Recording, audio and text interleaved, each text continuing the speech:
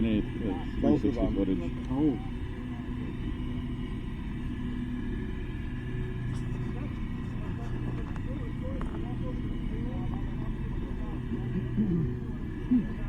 So how many trackers are you flying? Actually, we got 3 technically. At the moment. Yeah, with LoRa, it's 3. I am your mouthpiece. Okay. This is Andrew. He is our amateur radio enthusiast. He's going to tell you a little bit about the payload and how we do everything to track our balloon. Hi, good morning.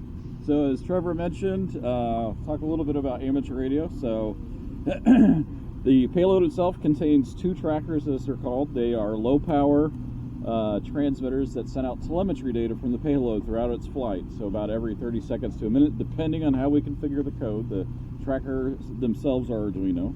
And we have customized the code base a little bit, but we set the interval for the transmit. It will take the current location of the payload and its altitude and speed and course heading and transmit that over APRS, as it's called, which is the Automatic Position Reporting System. It is basically packet radio, set of services on the amateur radio bands and the 2-meter bands specifically.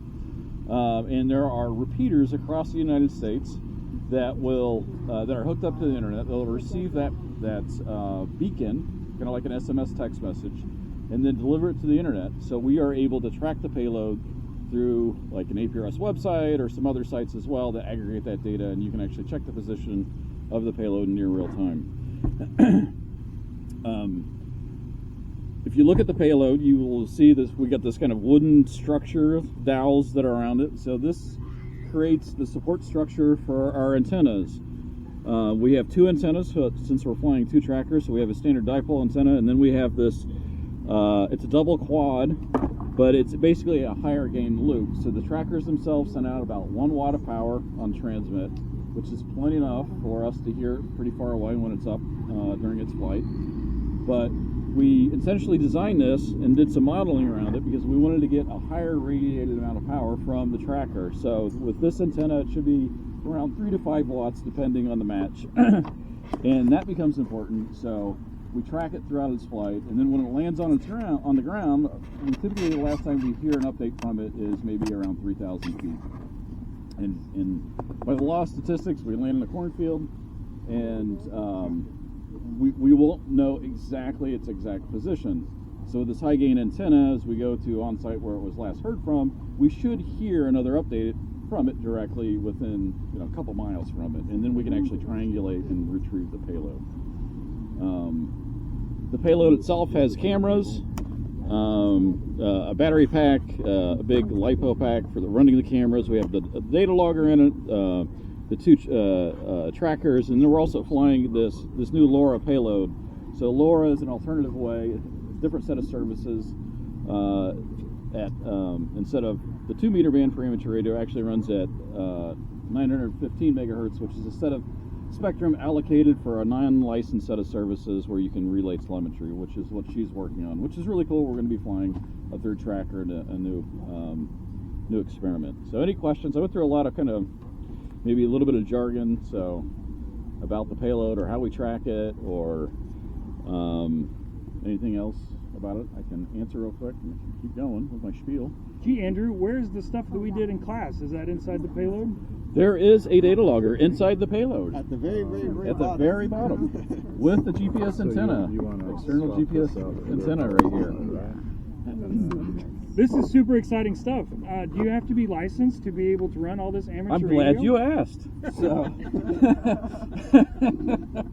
So, if you have maybe a grandfather or an uncle who's an amateur radio operator, it is a licensed set of services.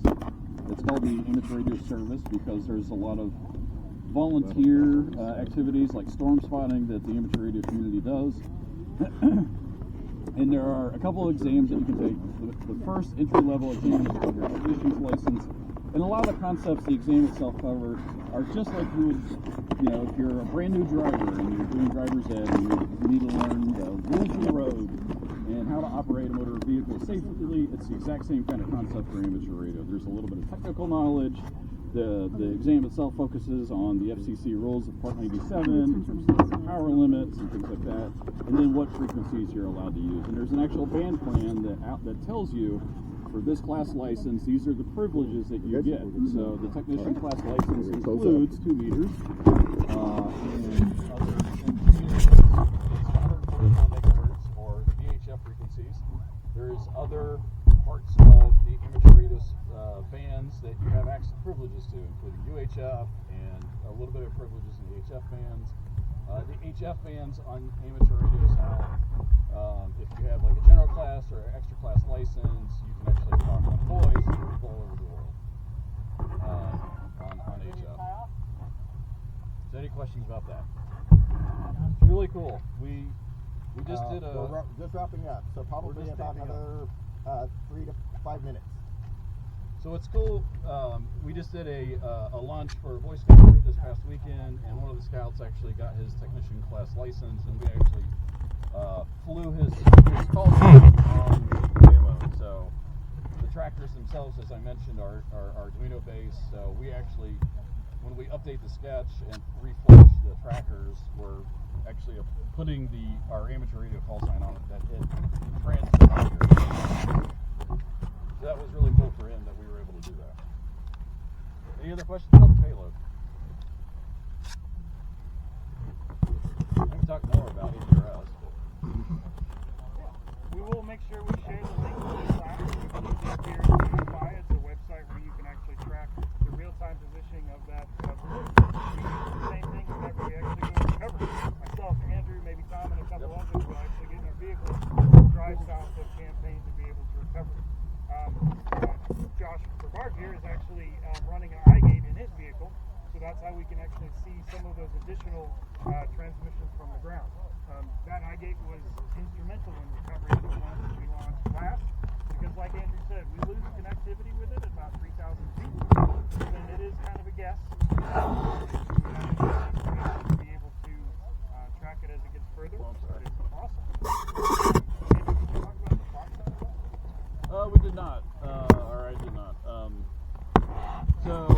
Like I mentioned, the trackers themselves are Arduino based, so we have added some additional features to it. So the trackers by default are just designed to transmit at a regular interval. Gets a GPS lock, pulls its coordinates, and then transmits that information into the standard APRS packet.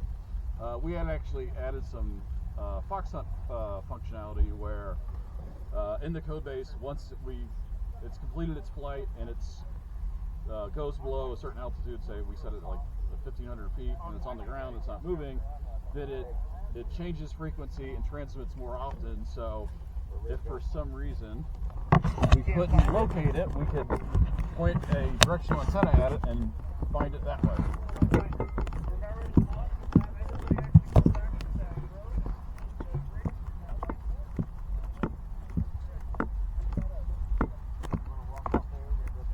Yep. Yeah, I was gonna say we got to get our flight line straightened out here.